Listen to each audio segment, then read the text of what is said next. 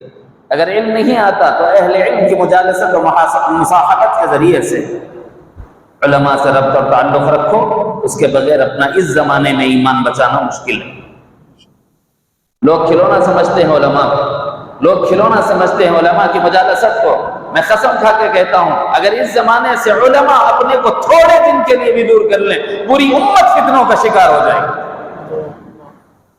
یہ علماء ہیں، اللہ ان کا سایہ ہم پر عافیت کے ساتھ تا دیر قائم رکھے کہ رات کو سوتے نہیں ہیں امت کے غم میں، دن کو جاگتے ہیں تو پھرتے رہتے ہیں گلی گلی کوچے کوچے، کہاں کون سا فتنہ امت کے عقیدے میں بگاڑ پیدا کر رہا ہے، اس امت کو جو عقیدے میں بگاڑ پیدا کر رہی ہے اس سے بچانے کی فکریں کر رہے ہیں۔ کتنے ہیں رات دن پھر رہے ہیں، چکریں لگا رہے ہیں۔ السلام علیکم ورحمۃ اللہ وبرکاتہ۔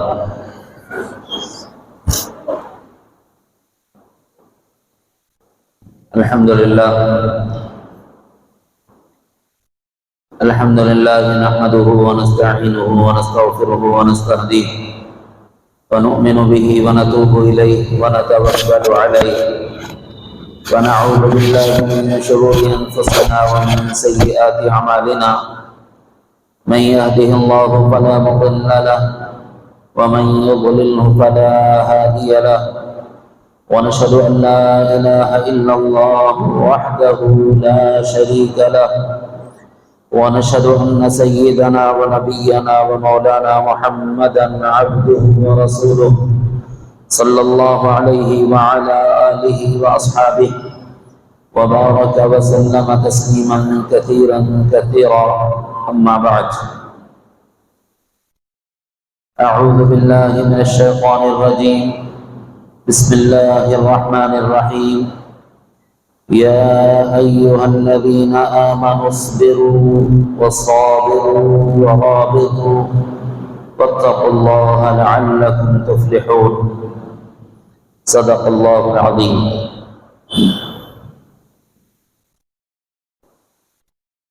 برادران اسلام،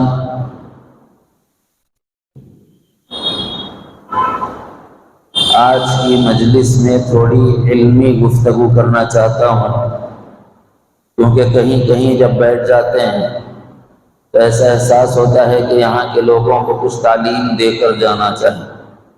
اس مناسبت سے میں نے ایک آیت مبارکہ کا انتخاب کیا ہے، اسی کے کچھ جزئیات علماً آپ حضرات کے سامنے رکھوں گا۔ عوام کا طبقہ ہوتا تو انداز عوامی لیتا، لیکن اس میں دیکھ رہا ہوں کہ حضرات علماء بھی ہیں، تو اس لیے میں نے انتخاب علمی گفتگو کا کیا۔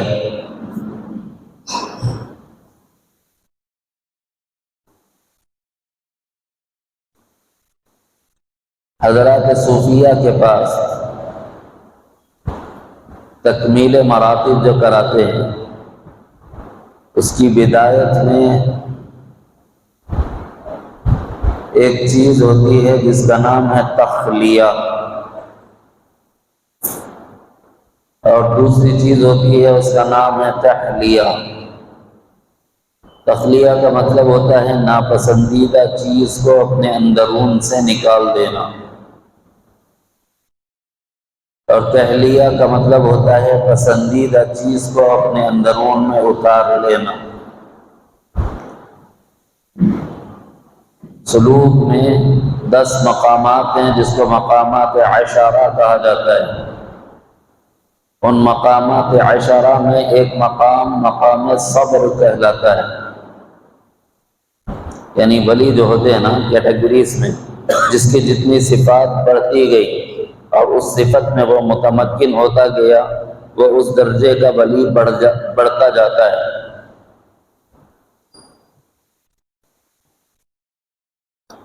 انہی تعلیمات کو دکن کی سرزمین پر حضرات علماء، بالخصوص مشائخ سلسلہ قادریہ، چشتیہ، کمالیہ، انہوں نے اس کی فہمائش کی جو روش اختیار کی ہے وہ یہ ہے کہ ہر بندے کی زندگی میں 5 حالتیں ہوتی ہیں۔ یہ 5 حالتوں سے کوئی مستثنی نہیں ہوتا، بری نہیں ہوتا۔ بندہ ہے اور امتی ہے، یہ قاعدہ یاد رکھیں، بندہ ہے اور امتی ہے تو 5 حالتیں کمپلسری ہیں، بلکہ ایک حالت کے سوا باقی 4 حالتوں میں حضرات انبیاء بھی مستثنی نہیں، حضرات انبیاء بھی اس حال میں ہوں گے۔ وہ ایک حالت بتاؤں گا کون سی ہے جس میں حضرات انبیاء کو استثنائیت حاصل ہے بفضل خدا بندی، وہ ہے عصمت۔ بقیہ 4 میں وہ بھی حق تعالی جل جلالہ کے محتاج۔ انسان کی ایک حالت ہے حالت ضرورت، کیا ادنا کیا اعلیٰ، کیا امیر کیا غریب، کیا فقیر کیا بادشاہ، کوئی اس حالت سے مستثنی نہیں ہے، ہر ایک کو ضرورت ہے۔ ارے نہیں مول صاحب اللہ کا شکر ہے مالدار ہوں، کوئی ضرورت نہیں ہے، کتنا ہے تمہارے پاس؟ 10-20 کروڑ پڑے ہوئے ہیں، اچھا تمہارا سامان سودا لانے کے واسطے کون جاتے؟ نوکر ہے مول صاحب، اگر نوکر نہیں آیا تو کیا ہوتا؟ نوکر کی ضرورت ہے کہ نہیں ہے؟ امیر کو غریب کی ضرورت، اور اگر امیر یہ بولا کہ مجھے ضرورت نہیں ہے تو وہ جھوٹا۔ امیر ہے، کروڑ پتی ہے، بھوک نہیں لگتی، بھوک کے تقاضے کی تکمیل اس کی ضرورت ہے نا۔ فقیر آدمی تو ویسے ہی ضرورت مند معروف ہو گیا ہے، یہ تو ہمیشہ ضرورت مند ہی رہتا ہے۔ بادشاہ آدمی ہے صاحب، اس کو تو بالکل بھی کوئی ضرورت نہیں ہونا چاہیے، سب کچھ اس کی مٹھی میں ہے۔ جس دن یہ بولے کہ میری مٹھی میں سب ہے، مجھے کسی چیز کی ضرورت نہیں، اس دن اس کے مشیروں کو، اس کے وزیروں کو 1 دن کی چھٹی دے دو، پتہ چلتا ضرورت مند سب سے بڑا کون ہے۔ بادشاہ 1 انچ بھی نہیں ہٹ سکتا اپنے وزیروں کے بغیر، اپنے مشیروں کے بغیر۔ انسانی زندگی میں ضرورت یہ لازمی جز ہے، امتیوں کا جز ہے، حضرات انبیاء کا بھی جز ہے۔ حضرات انبیاء کی بھی اپنی ضرورتیں، مادیت میں چلنے والوں کی ضرورتیں بھی، اور روحانیت میں چلنے والوں کی بھی ضرورتیں۔ روحانیت میں چلنے والے وہ بھی ضرورت مند ہیں، تو ہر ایک ضرورت مند ہے، اس حالت سے استثنائیت کسی کو نہیں۔ حاجت ساتھ ساتھ حکم سنا دیتا ہوں کیونکہ مجھے اس موضوع پہ تفصیل سے نہیں بولنا ہے، میرا اصل موضوع چھوٹ جائے گا۔ 5 حالتیں سنا رہا ہوں، صرف نام، تفصیل بعد میں۔ ضرورت کے موقع پر بندہ اللہ سے دعا کے ذریعے سے ربط اور تعلق قائم کرے۔ امن یجیب المضطر اذا دعا، کون ہے جو تمہاری بے قراریوں میں تمہاری فریاد رسی کرنے والا، تمہاری داد رسی کرنے والا، تمہاری ضرورتوں کا پورا کرنے والا؟ وہ اللہ ہے۔ لہذا اپنی ہر چھوٹی ضرورت میں، اپنی ہر بڑی ضرورت میں، اپنی ہر مادی ضرورت میں، اپنی ہر روحانی ضرورت میں مجھے اور آپ کو اللہ کی طرف دعا کے ذریعے سے رجوع کرنا چاہیے۔ پہلی حالت ضرورت کی، دوسری حالت ہے معصیت کی۔ کوئی انسان الا انبیاء کو مستثنا رکھا گیا، وجہ اس لیے کہ اللہ رب العزت نے حضرات انبیاء کرام علیہم الصلاۃ والتسلیمات کی نفوس قدسیہ کو معصوم عن الخطا بنایا۔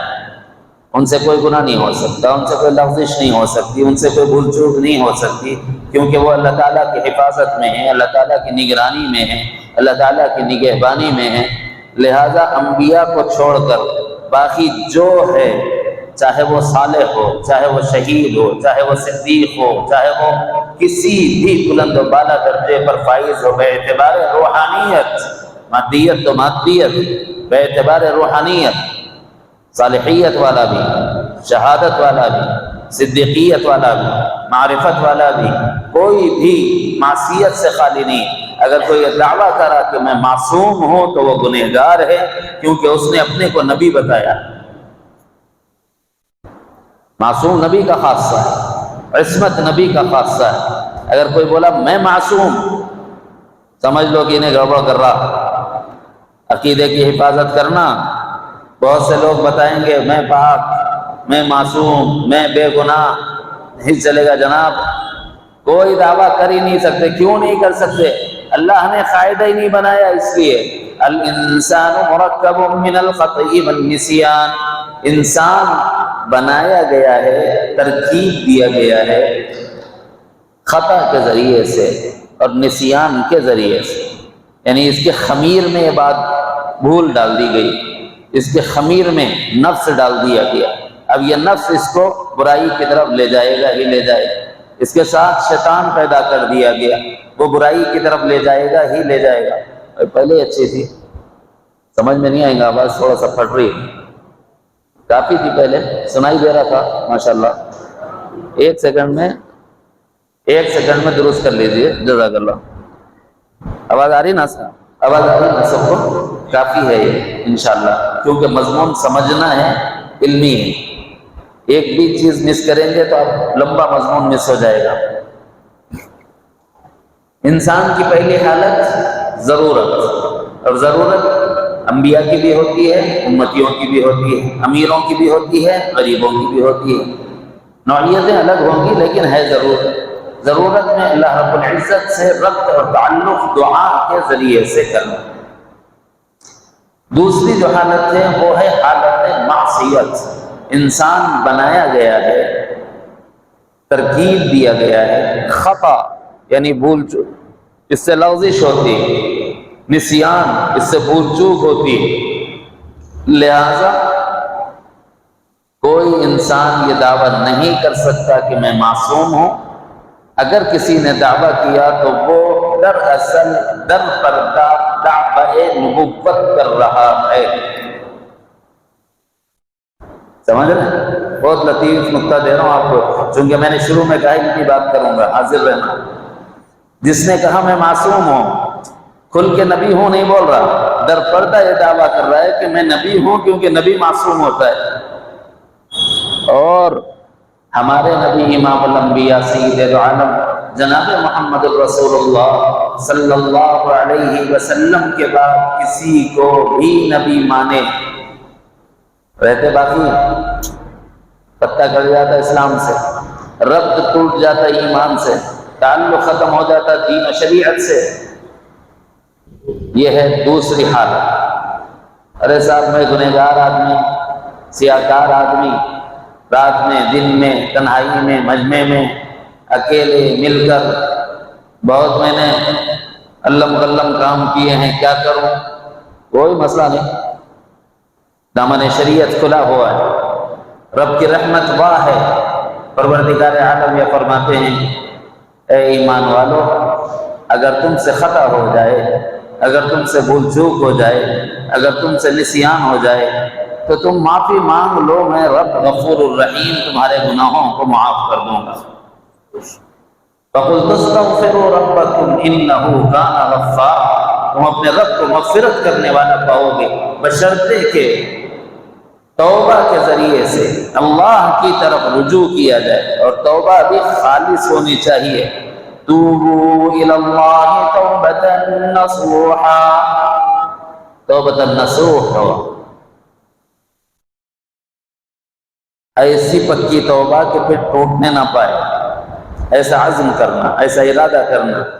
لیکن کیا کرنا مول صاحب، صبح سے شام تک بیسیوں نہیں سینکڑوں مرتبہ توبہ کرتا ہوں، ہم بھی پیتے ہیں توبہ کرتے ہیں، یہ بھی جاری ہے وہ بھی جاری ہے۔ ہمارا حال یہ ہے، ابھی ایک غلطی ہوئی توبہ کی، پھر دوسری غلطی ہوئی توبہ کی، اس کو کہتے ہیں ہم بھی پیتے ہیں توبہ کرتے ہیں، یہ بھی جاری ہے یہ بھی جاری ہے۔ مگر کیا توبہ چھوڑ دے آدمی اگر ایسی حالت ہے؟ نہیں چھوڑ سکتے۔ جب امام الانبیاء نے راستہ بتایا کہ 70 مرتبہ توبہ کرتا ہوں، تو مجھے اور آپ کو تو اس سے زیادہ ضرورت ہے، حالانکہ ان کو ضرورت نہیں۔ یہ دوسری حالت ہے۔ انسان دنیا کی زندگی میں آیا تو دنیا کی نماز کتنے میں جمع ہونا؟ 4 کی جماعت ہے اذان اذان 8:15 کو ہے، آدھے گھنٹے میں بات پوری کرنی ہے۔ تیسری حالت انسان کی یہ ہے کہ انسان معاملات سے لگا ہوا ہے، کوئی آدمی معاملے کے بغیر نہیں رہ سکتا۔ تجارت ایک معاملہ ہے، ملازمت ایک معاملہ ہے نا؟ زراعت کرنے کے بعد پھر مزرعے سے، کھیت سے نکلنے والی چیز کو کسی کے ساتھ فروخت کرنا، خریدنا، یہ بھی معاملت کی ایک شق ہے۔ کسی سے کچھ لینا، کسی کو کچھ دینا، یہ معاملہ ہے مال کے اعتبار سے۔ اور تقاضۂ بدن کے اعتبار سے، ماں باپ کو پیدا ہو گئے، ہمارا آٹومیٹیکلی ان سے ایک معاہدہ ہو گیا، ایک معاملہ ہو گیا، آپ ہمارے ماں باپ ہیں، آپ کی خدمت ہم پہ لازم و واجب ہے، ہم آپ کی خدمت ترک نہیں کریں گے۔ بعض چیزیں اقرار نہیں کر کے بھی اقرار شدہ ہوتی ہیں۔ مثال کے طور پر میں ہندوستانی ہوں اور ہندوستان کا قانون نہیں مانتا، 2 تھپڑ مارتا، تو ہندوستانی کیسا؟ بولے میرا برتھ سرٹیفکیٹ انڈیا کا ہے، تو پھر ہندوستان کا قانون کیسا نہیں مانتا؟ میں کوئی ایگریمنٹ توڑ ہی کرا، تو یہاں پیدا ہوا وہی ایگریمنٹ ہے۔ ایسے ہی ماں باپ کو پیدا ہو گیا، ماں باپ کی خدمت واجب ہوگی، یہ آٹومیٹیکلی ایگریمنٹ ہے، اس کو الگ کرنے کی ضرورت نہیں ہے۔ اسی طرح نکاح ایک معاملہ ہے، اب ماں باپ سے تو چھوٹ نہیں سکتا، زیادہ سے زیادہ جوان ہوا تو یہ ہو سکتا ہے کہ بیچ ادھر لٹک سکتا ہے، 2 چکی کے پارٹوں کے بیچ میں، ادھر اماں بابا ادھر جورو، اب کس کی سننا صاحب؟ بڑی پریشانی میں پھنس جاتا ہے۔ کیوں؟ اس سے بھی معاملہ کرا ہوا ہے، ان سے پیدا ہو کے معاملہ ہے، ان سے نکاح کر کے معاملہ، نکاح ایک معاملہ ہے۔ تو انسانی زندگی میں معاملات کی بڑی اہمیت ہے۔ اگر انسان شکی مزاج ہو تو زندگی نہیں گزار سکتا۔ کیا کرنا چاہیے؟ درجہ اسباب میں سبب کو اختیار کرنا، پھر اللہ رب العزت کے ساتھ توکل کرنا کہ اللہ یہ معاملہ تو میں نے کیا ہے لیکن اس پر بھروسہ کر کے نہیں، تجھ پر بھروسہ کر کے کیا۔ اس میں ایک شیخ اہل اللہ یہ بتاتے ہیں کہ پہلے تفویض کرو بعد میں توکل۔ پہلے تفویض کیا کہ معاملہ کرنے سے پہلے 2 رکعت نماز پڑھ لو اور یوں کہو کہ اللہ یہ معاملہ کرنے جا رہا ہوں، باقی آپ کے ذمے۔ اس کو تفویض کہتے ہیں۔ وَأُفَوِّضُ أَمْرِي إِلَى اللَّهِ، تم اپنے کاموں کو اللہ کے حوالے کرو۔ کیسا کرنا منصا اللہ نے تو ملتے شینا ان کے حوالے کرنا، وہ تو رہنا نا، آسان طریقہ ہے۔ 2 رکعت اشراق کی نماز پڑھ لینا، سارے کاموں کے ذمہ دار اللہ تعالیٰ ہو جاتے ہیں۔ 2 کر کے 4 رکعت پڑھی جاتی ہیں۔ پہلی 2 رکعت پر حج مقبول اور عمرہ مقبول کا ثواب، حدیث شریف میں فضیلت بیان ہوئی صلاۃ الاشراق کی، اور دوسری 2 رکعت پر فضیلت ہے کہ دن بھر کے کاموں کے اللہ خود کفیل اور ذمہ دار ہو جاتے ہیں۔ اپنا معاملہ یہاں آ کے پھنس گیا ہے، ہم کام پورے اپنے بھروسے پر کر رہے ہیں، اللہ کے بھروسے پہ نہیں۔ اپنے آپ پر اعتماد ہے، دوستوں پر اعتماد ہے، مخلوقات پر اعتماد ہے، اللہ پر اعتماد نہیں، جس کے نتیجے میں ہمارے کام بگڑتے بھی ہیں، بنتے بھی ہیں۔ کبھی ایسا ہوتا ہے کام بگڑے تب بھی اللہ بنا دیتے ہیں، بشرطے کہ ہم نے اللہ کے حوالے کیا ہو۔ اس کی مثال ہے لیکن وقت نہیں ہونے کی وجہ سے نہیں بتا رہا، آگے چلتا ہوں۔ تیسری حالت انسان کی معاملات کی ہے، اور معاملات میں اپنے کاموں کو اللہ کے حوالے کرنے کی عادت ڈال اور اللہ پر بھروسہ کرنا سیکھ۔ پھر اب انسان کی زندگی میں 2 ہی حالتیں ہیں، یا مصیبت ہوگی یا نعمت ہوگی، یہ 5 حالتیں ہوں گی۔ یا آدمی بیمار ہوگا یا صحت مند، یا مالدار ہوگا یا فقیر، یا خوش ہوگا یا غمزدہ، 2 میں سے ایک حالت رہے۔ ہماری طبیعت کو جو ناگوار ہے ہم اس کو مصیبت کہتے ہیں، اور رب اس کو مصیبت نہیں کہتا۔ ہماری طبیعت کو جو ناگوار ہے ہم اس کو مصیبت کہتے ہیں، اور جو ہماری طبیعت کو پسند ہے ہم اس کو نعمت کہتے ہیں، حالانکہ کبھی نعمت ہی آزمائش ہوتی ہے، حالانکہ کبھی نعمت ہی آزمائش ہوتی ہے۔ انما اموالکم واولادکم فتنہ، مال اللہ کی نعمت ہے، اولاد اللہ کی نعمت سے ہمارا گمان ہے، کیونکہ اولاد سے عزت ہے، مال سے شہرت ہے، آسائشیں ہیں، راحتیں ہیں، تو ہمارے لیے نعمت نظر آ رہی ہے۔ لیکن اللہ فرما رہے ہیں اگر یہی مال طاعت و فرمانبرداری میں لگا تب تو ٹھیک، اگر نافرمانی میں لگا تو یہی مال تیرے لیے آزمائش۔ اولاد شریعت مطہرہ پر اس کو چلنا سکھایا تو یہ تیرے لیے راحت کا سامان ہے، دعائے مغفرت کرے گی تیرے مرنے کے بعد۔ لیکن اگر تو نے اس کو شریعت کا راستہ نہیں دکھایا تو تیرے پیچھے وہ جتنے گناہ کرے گی اس کا وبال تیرے سر پر۔ تو یہ آزمائش نہیں ہوئی تو اور کیا ہوا؟ ہم نے ایک چیز کو نعمت سمجھا ہے، لیکن اللہ اس کے بارے میں خبر دے رہے ہیں کہ یہ تمہارے لیے آزمائش، کسی کے لیے نعمت ہے اور کسی کے لیے آزمائش۔ رہ گئی بات صبر کی، یہ چوتھی حالت ہے، 5ویں نمبر پر ذکر اس لیے کر رہا ہوں کیونکہ میں نے جو آیت پڑھی اس کا حصہ ہے۔ مصیبت والی حالت، ہم اس کو مصیبت سمجھ رہے ہوتے ہیں، ہم اس کو پریشانی سمجھ رہے ہوتے ہیں، کیونکہ وہ ہماری طبیعتوں کو ناگوار ہوتا ہے۔ اس مصیبت والی حالت کو اگر درست کر لیں ہم تو اللہ نقد دم، اس مصیبت والی حالت کو درست کر لیں ہم تو اللہ نقد دم۔ کاش آپ میری بات پر پہنچیں۔ ان اللہ مع الصابرین، سلوک کے مجاہدات کی غرض و غایت، قادریت کے مجاہدات، چشتیت کے مجاہدات، نقشبندیت کے مجاہدات، سہروردیت کے مجاہدات، رفاعیت کے مجاہدات، قلندریت کے مجاہدات، محبوبیت کے مجاہدات، یہ تمام مجاہدات کا خلاصہ کیا ہے؟ اللہ ملے، اللہ ملے۔ اللہ کہہ رہے ہیں میں تو صبر کرنے والے کے ساتھ ہوں۔ اللہ کیا کہہ رہے ہیں؟ میں تو صبر کرنے والے کے ساتھ ہوں۔ ان اللہ مع الصابرین۔ بھائی یہ 5 حالتوں میں سے ایک چوتھی حالت ہے، یہ ہمارے سلسلے میں علوم کے ذریعے سے تعلیمات پیش کی جاتی ہے۔ میں نے ایک آیت مبارکہ پڑھی ہے، اس کی ترجمانی کرنا چاہتا تھا، اس میں لفظ صبر آیا، جو اس صبر کو اختیار کر لے سلوک کا ایک مقام طے ہو جاتا ہے، مقامات 10 میں سے۔ دوسرے اس کا نام تحلیہ ہے کہ صبر ایک ایسا وصف ہے جو صفت محمد صلی اللہ علیہ وسلم ہے، جس نے صفت محمد کو اپنا اوڑھنا بچھونا بنا لیا اور صفت محمدی سے اپنے کو آراستہ کر لیا، اس سے زیادہ نکھرا ہوا اور اس سے زیادہ ستھرا اور پاکیزہ کوئی اور نہیں ہو سکتا۔ اس کو تحلیہ کہتے ہیں۔ تحلیہ اوڑھ لینا، تحلیہ آراستہ کر لینا، تحلیہ سماد لینا کو کہتے ہیں۔ ہم صبر کو اختیار کریں۔ بظاہر یہ لگ رہا ہے کہ کیا مول صاحب ہے سو مصیبتیں ہوتے اس میں صبر کرو، بلکہ اور پریشان کر رہے ہیں۔ پریشان نہیں کر رہے ہیں، اللہ تعالیٰ تجھ سے کتنا قریب ہے بتا رہے ہیں، تاکہ تو در بدر کی ٹھوکریں کھانے کو چھوڑ دے اور ایک اللہ کے در پر آ جا۔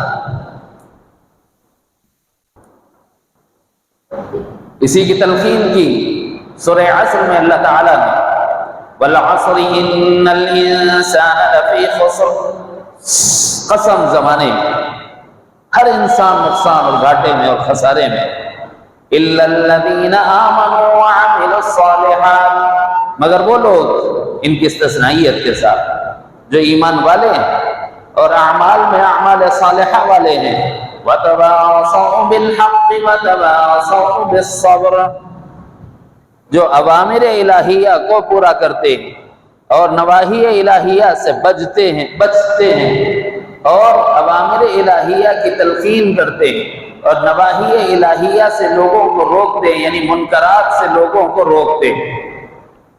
معروف کو کرتے ہیں، اس کی دعوت دیتے ہیں، منکر سے خود بھی بچتے ہیں، دوسروں کو بھی روکتے ہیں۔ یہاں صبر کی بات آئی۔ صبر دراصل 4 معنوں میں بیان ہوا ہے۔ صبر 4 معنی میں بیان ہوا ہے۔ الصبر علی الطاعہ، انسان کو جب اللہ نے پیدا کیا، وَنَفْسٍ وَمَا سَوَّاهَا، اس کے ساتھ اس کے نفس کو بھی اللہ نے ودیعت کر دیا۔ جب نفس ہے تو ایک طرف نفسانی کشش ہے، خواہشات نفسانیہ ہے، میلان ہے سفلیات کی طرف، خواہشات کی طرف، لذات کی طرف۔ دوسری طرف وعدے ہیں، مؤخر ہے، بعد میں ہے، بے لذت ہے۔ کوئی نیکی کا کام لذت والا ہوتا ہے، اس میں مزہ کچھ بھی نہیں آتا۔ اس کے باوجود اگر کسی بندے نے اللہ کا ایک امر پورا کرنا چاہا اور امر پورا کر رہا ہے، نفس کیا کرتا ہے؟ اپنی طرف کھینچتا ہے، برائی کی طرف، مت جا۔ مثال دیتا ہوں سمجھانے کے لیے۔ ایک آدمی نماز کو جانا چاہ رہا ہے، اچانک دوست آ گیا، اب کیا ہوتا ہے؟ جائیں گے بھائی، یہاں پر 8:30 کو ہے، وہاں 8:45 کو ہے، وہاں پڑھ لیں گے۔ پڑھی پہلی، 8:45 کے بعد خیال آتا ارے ٹائم نکل گیا، یہاں سے وہاں گئے تک 5 منٹ کا راستہ تو بھی ہے، گئے تک ہو ہی جاتی نا، اول چھوٹ گئے آخر چھوٹ گئے، گھر میں پڑھ لیں گے۔ دوسرا، پھر کیا ہوتا ہے؟ گھر میں جانے کے بعد بھول جاتا ہے، سو جاتا ہے، اٹھے تو یاد آتا ارے رات کو میں نماز ہی نہیں پڑھا، آج غلطی ہو گئی، کل نہیں کریں گے۔ آج کی غلطی پر اتنا ایزی لے لینا، کل اس سے بڑا گناہ ہو جائے گا۔ آج کی غلطی کو اگنور کر دینا، کل اس سے بڑے گناہ پر نفس لائے گا۔ کیوں؟ آج آپ نے اس کی خواہش پوری کر دی ہے، کل اس سے بڑی خواہش کرے۔ نفس تو طفل شیرخوار کی مانند ہے، اسے جو دو گے وہ لے گا اور اس کا تقاضا بار بار کرے گا۔ ایسے ہی جیسے بچے کے منہ میں دودھ دے دیا جائے، اب یہ بچہ بار بار تقاضا کرتا ہے کہ نہیں کرتا؟ ہر تھوڑی دیر کو اماں کی توجہ نہیں دکھی کہ روتا، حالانکہ بھوک لگی تب بھی روتا ہے، نہیں لگی تب بھی روتا ہے۔ چاہتا کیا ہے؟ اس کی خواہش پوری ہو۔ یہی نفس کا معاملہ ہے، تقاضا ہے یا نہیں ہے اس سے مطلب نفس کو ہے ہی نہیں۔ آپ نے ایک مرتبہ اس کی خواہش پوری کر دی تو دوبارہ آپ سے وہ کام کرائے گا ہی کرائے گا۔ لہذا جس وقت جو نیکی کا تقاضا آئے، اس وقت اس نیکی کو پورا کر دینے کا نام صبر ہے۔ الصبر علی الطاعہ، صبر کرے آدمی، جمے آدمی اس بات پر کہ میں نیکی پر جم جاؤں گا۔ ارادہ ڈاواڈول ہو رہا ہے تو فوری عمل کرے آدمی، تاکہ نفس مجھے بہکانے نہ پائے اور شیطان مجھے راہ سے ہٹائے نہیں، فی الفور عمل کر رہا۔ اب اس صبر میں پھر 3 قسمیں ہیں۔ صبر کی 4 قسمیں ہیں، عنوان لے لیتا ہوں، آج اگر بات پوری نہیں بھی ہوئی تو بعد میں کر لیں گے۔ الصبر علی الطاعہ، الصبر علی الرباط، الصبر عند المعصیہ، الصبر علی البلاء۔ یہ 4 باتیں صبر کے بڑے عنوانات۔ جو پہلی اور دوسری قسم ہے، ان پہلی اور دوسری قسم میں پھر 3 قسمیں۔ الصبر علی العمل، ایک مرتبہ اللہ نے نماز پڑھنے کو کہا، آج تو بڑے اخلاص سے ہم نے پڑھ لی، ظہر پڑھی، عصر پڑھی، مغرب چھوڑنا جائز ہو جائے گا، عشاء چھوڑنا جائز ہو جائے گا۔ نہیں صاحب، جو عمل کر رہے ہو اس عمل کو متبادر کرنا تھا، زندگی کرنا، جب تک شعور ہے، عقل سلامت ہے، اس وقت تک کرنا، چھوڑ نہیں سکتے۔ یہ صبر ہے، عمل پر جماؤ پیدا کرنا۔ اس کشمکش کے بعد کہ نفس برائی پر لا رہا تھا، نماز چھوڑنے کی رغبت دلا رہا تھا، میں نماز پر آؤں اور نماز کا عمل پورا کروں، اور اس کو چند دن کر کے چھوڑوں نہیں، اس کو متواتر کروں، تا زندگی کروں، جب تک شعور ہے تب تک کروں۔ دوسرا ہے الصبر فی العمل، الصبر علی الطاعہ میں ایک ہے علی العمل، اس عمل پر جمنا، فی العمل، اللہ اکبر، نماز باندھ لی، 4 رکعت کی نماز تھی، 3 رکعت کے بعد سلام پھیر دیا، قاعدے میں بیٹھ گیا سلام پھیرنے سے پہلے۔ اب پیچھے سے ایک صاحب نے کہا اللہ اکبر، حالانکہ بولنا چاہیے سبحان اللہ، پھر کہنا چاہیے الحمدللہ، پھر کہنا چاہیے اللہ اکبر، لیکن اپن لوگ ڈائریکٹ اللہ اکبر پہ آ جاتے۔ طریقہ یہ ہے نا لقمہ دینے کا، سبحان اللہ الحمدللہ کوئی بھی نہیں بولتے. امام سے ذرا غلطی ہوئی اللہ اکبر نیچے سے اوپر تک پوری ایک ہی آواز لگاتے تھے. پہلا طریقہ کیا ہے؟ سبحان اللہ کہا جائے، پھر الحمدللہ کہا جائے، پھر اللہ اکبر کہا جائے. نماز پڑھ رہے ہیں، تیسری رکعت میں قاعدے کے لیے بیٹھ گئے امام صاحب تو زور سے بولا اللہ اکبر. ارے صاحب نماز ہونے کے بعد لوگ بولے کیا نماز ہے ماشاء اللہ. کیوں کیا ہوا صاحب؟ بولے پورے مسلیوں کو کس کو بھی 3 ہوئے کہ 4 یادش نہیں، امام صاحب کو بھی یاد نہیں رہا 3 ہوئے کہ 4 ہوئے، مگر آپ یاد رکھے. بولے حضرت 4 دکانیں ہیں، 3 کے ہو گیا، 1 کب آگے.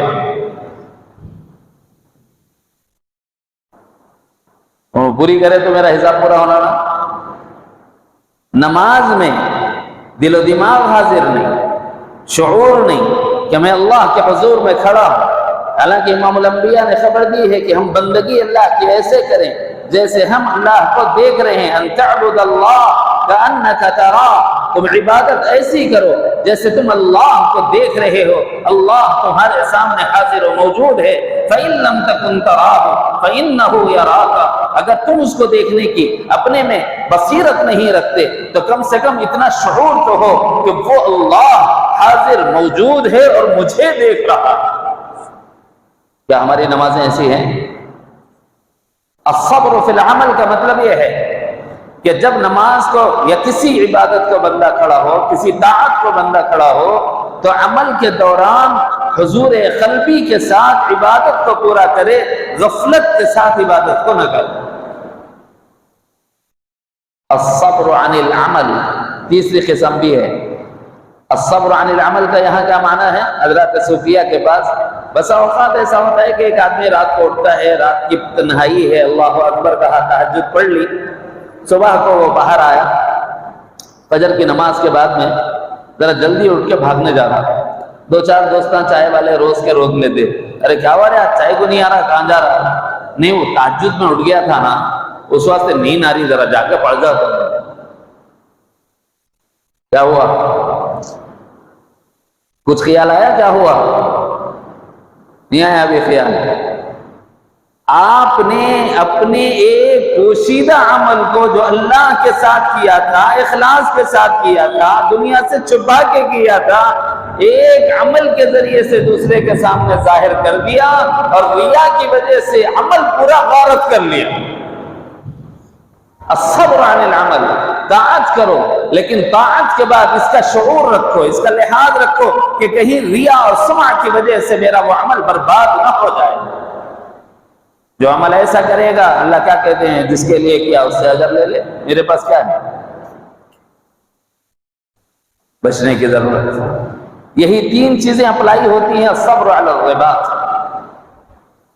رباط کہتے ہیں پہرے داری، اور پہرے داری مجھے اور آپ کو 2 جگہوں پر کرنی ہے. اچھی طرح ذہن میں اس زمانے کی ضرورت ہے، ذہن میں رکھیں. کیا ہے صاحب؟ ایک پہرے داری اپنے انفس میں ہوتی ہے، ایک پہرے داری آفاق میں ہوتی ہے. اپنے انفس میں پہرے داری کیا ہے؟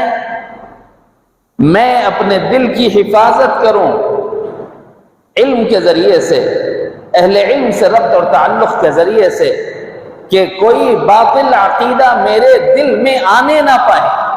الوہیت الہیہ سے متعلق، رسالت رسل سے متعلق، ملائکہ سے متعلق، قیامت سے متعلق، تقدیر سے متعلق، مرنے کے بعد اٹھائے جانے سے متعلق، کتب سماویہ کے متعلق کوئی باطل عقیدہ اور نظریہ میرے دل میں نہ آنے پائے.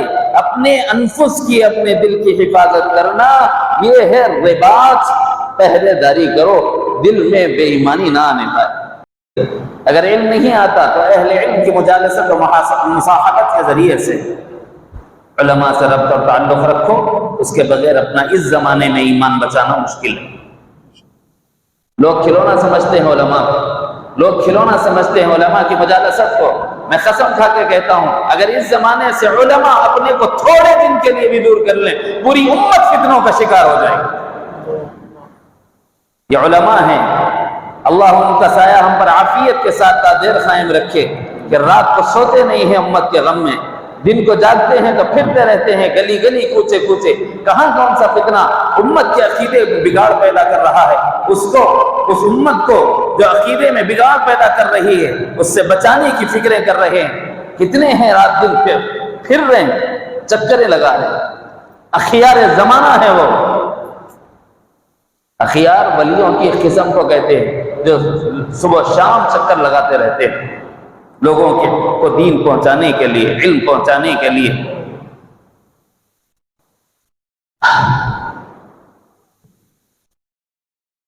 پہلی چیز اپنے انفس میں بدعقیدگی کو آنے سے روکنا، دل پر پہرا۔ دوسری چیز وقت کم مضمون طویل، اس لیے مختصر، اپنی جان کی حفاظت کے لیے جملے لکھ لینا، اچھا، اپنی جان کی حفاظت کے لیے، اپنے مال کی حفاظت کے لیے، اپنے اہل و عیال کی حفاظت کے لیے، اپنی عزت نفس کی حفاظت کے لیے، اپنی بہو بہن بیٹیوں کی عفت و عصمت کی حفاظت کے لیے، اپنے دین و شریعت کی حفاظت کے لیے، شعائر اسلام کی حفاظت کے لیے، اپنے ملک کی حفاظت کے لیے، جب ضرورت پڑے، جہاں ضرورت پڑے، اپنی جان سے، اپنے مال سے پوری طاقت کے ساتھ کھڑے رہنا اور پیٹھ نہ دکھانا، جمع مردی کا مظاہرہ کرنا، یہ ہے الصبر علی الرباط۔ لوگ آ رہے ہیں منہ پر تھپڑ مار کے جا رہے ہیں، ہمارا بچہ بول رہا نہیں ملک میں کچھ بھی نہیں کر سکتے، مار لگ جاؤ بھائی، گدے کون بولے تیرے کو؟ مارو نہ کو بولے، مار کھاؤ کون بولے؟ سمجھ رہے ہیں؟ ہم لڑنے کی ترغیب نہیں دیتے، شریعت مطہرہ لڑاتی نہیں ہے۔ آپ کسی کی جان کو نقصان نہ پہنچائیں، آپ کسی کے مال کو نقصان نہ پہنچائیں، آپ کسی کے اہل عیال کو نقصان نہ پہنچائیں، آپ کسی بہو بہن بیٹی کی عفت و عصمت کا سودا نہ کریں، اس کا کھلواڑ نہ کریں۔ آپ کو یہ کرنے کی تلقین نہیں ہے، لیکن کوئی آپ پر ڈاکہ ڈالے تو خاموش بیٹھنے کی بھی تلقین نہیں ہے۔ اپنی جان کی تو حفاظت کرو، اپنے مال کی تو حفاظت کرو، اپنے گھر کی تو حفاظت کرو، اپنے بچوں کی تو حفاظت کرو، اپنے عورتوں کی عفت اور عصمت کی تو حفاظت کرو۔ کیا اس کی بھی اجازت نہیں ہے؟ آپ جس ملک میں رہتے ہیں اس ملک کا قانون ہے، اگر کوئی آدمی اس طرح کرتے ہوئے کسی کا قتل بھی کرتا ہے تو وہ مجرم نہیں۔ اپنا دفاع کرو بھائی، سیلف ڈیفنس کرو، سیلف ڈیفنس کرتے ہوئے اکیلے مت جاؤ، جا رہے جس کو بولے لے چلے جاؤ۔ العاقل تکفیہ الاشارہ، اکیلے نہیں جانا، جب جانا ہی ہے، ایسا حال آ ہی گیا ہے تو دو ظالموں کو کم کر کے جاؤ تاکہ امت کے دوسرے لوگوں کو نقصان نہ پہنچے۔ اللہ نہ کرے ایسے حالات آئیں، لیکن چل رہے حالات۔ تو بے شعوری کی زندگی کب تک؟ قرآن میں حکم دیا گیا ہے کہ تمہیں تمہارے جان کی حفاظت کی ذمہ داری دی گئی ہے، یہ صبر ہے۔ تمہیں تمہارے مال کی حفاظت کی ذمہ داری دی گئی ہے، تمہارے اہل و عیال کی حفاظت کی ذمہ داری تمہارے کاندھوں پر ڈالی گئی ہے، تمہاری عورتوں کی عزت و عصمت کی حفاظت کی ذمہ داری تمہارے کاندھوں پر ڈالی گئی ہے۔ آپ کو نہیں پتا شریعت مطہرہ میں ایک معمولی سے عمل کی وجہ سے اللہ نے جہاد کو لازم کر دیا، اور نبی رحمت صلی اللہ علیہ وسلم لشکر لے کر روانہ ہو گئے تھے، صرف ایک اسلام والی بہن کا دوپٹہ کسی نے کیل میں چھپا دیا تھا اور وہ بے پردہ ہو گئی تھی۔ جب امام الانبیاء کو خبر ہوئی تو اس پورے قبیلے کے خلاف نبی رحمت صلی اللہ علیہ وسلم لشکر جرار لے کے چل پڑے۔ کیوں؟ یہ ذمہ داری ہے میری، یہ ذمہ داری ہے آپ کی بھی، میں اپنی بہو بہن بیٹی کی حفاظت کروں، آپ اپنی بہو بہن بیٹی کی حفاظت کریں۔ ہم جس ملک میں رہ رہے ہیں اس ملک کی ہر بہو، ہر بہن، ہر بیٹی کی حفاظت ہو، اس ملک کے تقاضوں میں، ملک میں امن کے قائم رہنے کے تقاضوں میں سے ایک تقاضا۔ یہ بات بولتے چنا چہرے پہ 12 بج جا رہے ہیں، کیا منصا اور رہنے لو کیسے باتیں کر رہے ہیں، پوری ذمہ داری میری، پکڑے گیا تو میں جاتا ہوں، اندر گیا تو میں جاتا ہوں، تم آزاد رہو، لیکن شریعت جو ہے وہ بتانا میرے ذمہ ہے۔ اللہ تعالیٰ نے نہیں فرمایا کتب علیکم الصیام، تم پہ روزے فرض کیے، کتبہ کے کیا معنی؟ فرض کیا جائے۔ پھر کتب علیکم القتال کے کیا معنی؟ کتب علیکم القتال کے کیا معنی؟ کتب علیکم الصیام کا مطلب اگر روزے فرض تو ضرورت پڑنے پر قتال بھی فرض ہو جاتا ہے، ضرورت پڑنے پر یہ شرط ہے۔ آپ جا کر حملہ آور نہ ہو، لیکن اپنا دفاع کرو، یہ دفاع کرنا ضرورت ہے۔ اس میں بہت بے شعوری چل رہی ہے، ہوشیار ہونے کی ضرورت ہے۔ یہ صبر کی دوسری قسم، اگرچہ یہ صبر علی الطاعہ میں آ جاتا ہے، احکام الہیہ کو پورا کرنے میں جم جانا، لیکن یہاں اللہ تعالیٰ نے اس کو علیحدہ گنایا ہے، اس عمل کو علیحدہ اللہ نے گنایا ہے، اس لیے میں نے بھی علیحدہ اس کو بتایا۔ پھر دو قسمیں رہ جاتی ہیں، ان دو قسموں میں سے ایک قسم یہ جو نفس ہے، یہ تقاضا کرتا رہتا ہے کہ صاحب بدنگاہی کر لیں گے، بڑی حسن و جمال کے پیکر مجسم رعنائیاں بکھیر رہی ہے، تھوڑا نظارہ ہو جائے گا، آنکھوں کو لذت مل جائے گی۔ یہاں پر جو نفس اللہ نے رکھا ہے یہ خیال ڈالتا ہے، فَأَلْهَمَهَا فُجُورَهَا وَتَقْوَاهَا، یہ بیان کرتا ہے تمہارے دل سے، ارے کیا کر رہا ہے اللہ کے بندے۔ اللہ نے فرمایا ہے قُلْ لِلْمُؤْمِنِينَ يَغُضُّوا مِنْ أَبْصَارِهِمْ، ایمان والوں سے کہہ دو کہ اپنی نگاہوں کو جھکائے رکھیں۔ نفس کرتا ہے ایک بار دیکھ لے کیا ہونے کا ہے، اللہ غفور الرحیم۔ خیال آتا ہے نہیں آتا؟ بدنگاہی کا ارادہ ہوا، بدنگاہی کر لی تو خواہش نفس پورا کر لیا، خواہش نفس پورا کرا تو اللہ کی رحمت سے محروم، جنت کی نعمت سے محروم۔ لیکن اگر خواہش نفس کے مقابلے میں صبر سے جم گیا، نفس کا تقاضا ہے بدنگاہی ہو، لیکن روح کا تقاضا ہے کہ بدنگاہی نہ ہو، تو اپنے نگاہ کی حفاظت کر۔ جو بندہ اس زمانے میں نگاہ کی ایسی حفاظت کرتا ہے تو پھر اس کی نگاہیں اتنی پاک ہوں گی کہ امام الانبیاء سید عالم جناب محمد الرسول اللہ صلی اللہ علیہ وسلم کی زیارت سے مشرف ہو جائے۔ نگاہ کی پاکیزگی چاہیے زیارت محمدی کے لیے، کہ ہم نہیں چاہتے کہ آقا کا دیدار ہو ہماری گنہگار نگاہوں، لیکن کبھی ایسا ہوتا ہے، بشر ہیں، تقاضے بشریہ کے تحت خیال آتا ہے، توبہ کر لیں گے اللہ غفور الرحیم ہے۔ توبہ سے معصیت تو معاف ہوتی ہے لیکن صبر کا اجر نہیں ملتا۔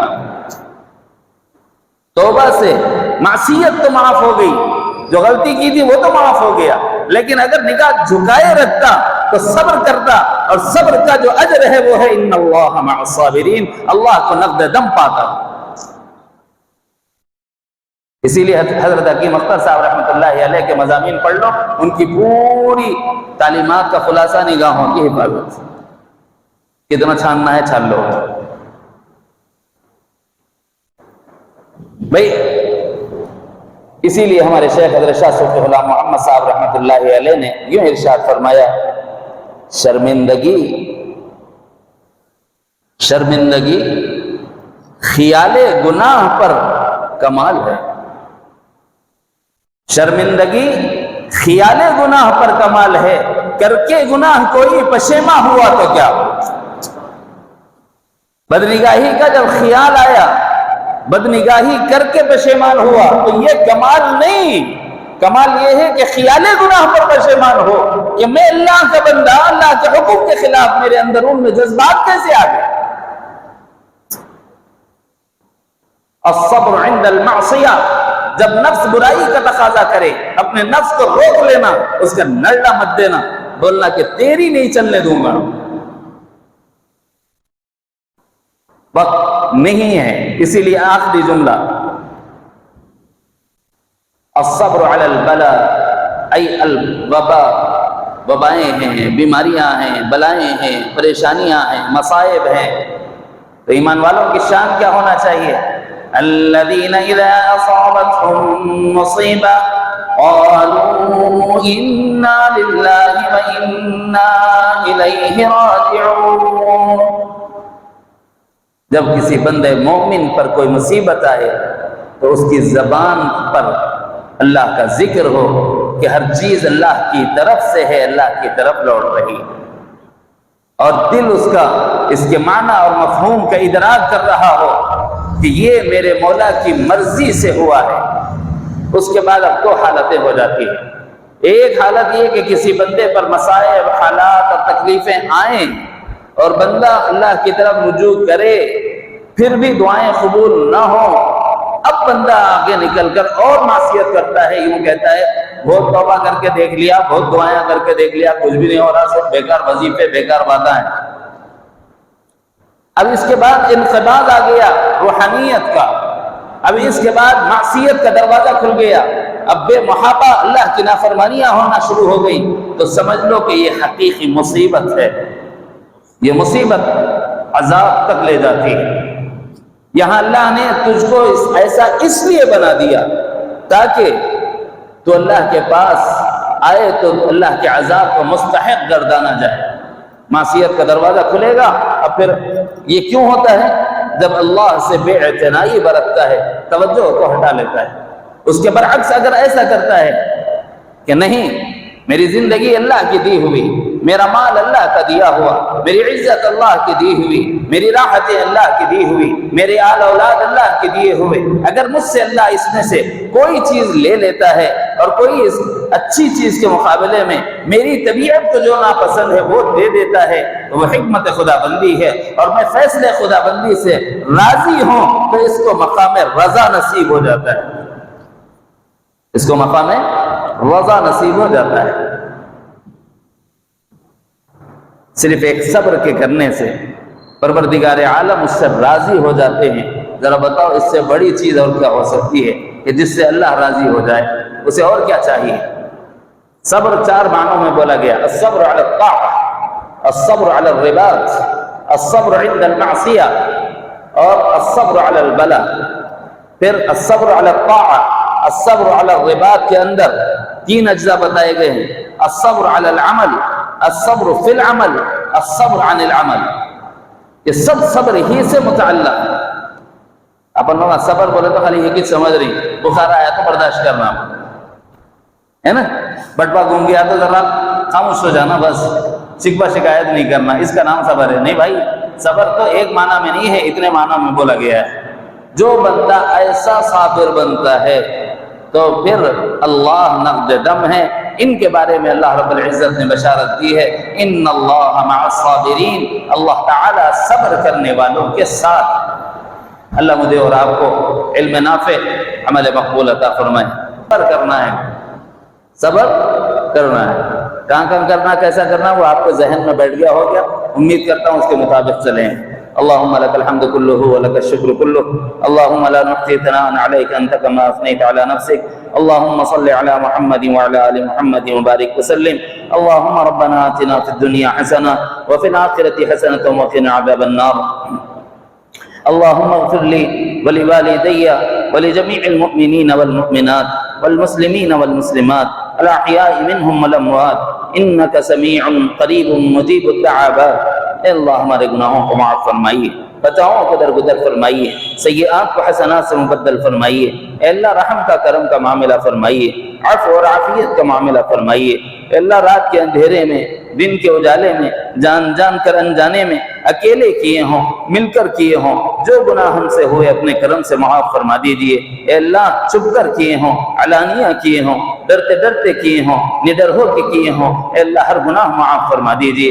اے اللہ آدم سے لے کے اب تک جتنے ایمان والے گزر گئے ہیں سب کی مغفرت فرما دیجیے۔ ددیالی رشتہ دار، ننیالی رشتہ دار، سسرالی رشتہ دار میں جو ایمان کی حالت میں گزرے ہیں سب کی مغفرت فرمائیے، حد نظر خبروں کو وسیع فرمائیے، اس میں جنت کا فراش بچھائیے، اس میں جنت کی ہوائیں چلائیے۔ اے اللہ رحم و کرم کا معاملہ فرمائیے، ہمارے بیماروں کو شفا عطا فرمائیے، اے اللہ والدین کو صحت عطا فرمائیے، بیوی بچوں کو شفا عطا فرمائیے، بھائی بہنوں کو صحت عطا فرمائیے، حاضرین میں جو بیمار ہیں سب کو شفا عطا فرمائیے، حاضرین کے متعلقین جو بیمار ہیں سب کو شفا عطا فرمائیے۔ اے اللہ جو بے گناہ جیلوں میں بند ہیں باعزت رہائیاں نصیب فرمائیے، جو بے مقدمات میں پھنسے ہیں باعزت خلاصی عطا فرمائیے۔ اے اللہ مساجد کی، مدارس کی، مکاتب کی، حقیقی خانقاہوں کی، دینی مراکز کی حفاظت فرمائیے۔ اے اللہ جو مقروض ہیں ان کے قرضوں کی ادائیگی کی صورتیں پیدا فرمائیے، جو بے روزگار ہیں پاکیزہ خون کے لیے حلال روزیاں میسر فرمائیے۔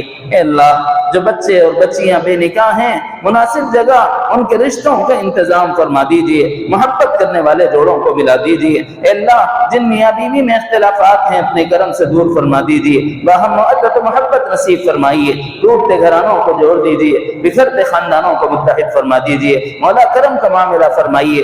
اے اللہ جو جوڑے بے اولاد ہیں انہیں نیک اور صالح اولاد نصیب فرمائیے۔ اے اللہ جن کی اولاد نافرمان ہیں اولاد کو ماں باپ کا فرمانبردار بنا دیجئے، ماں باپ کی آنکھوں کی ٹھنڈک بنائیے۔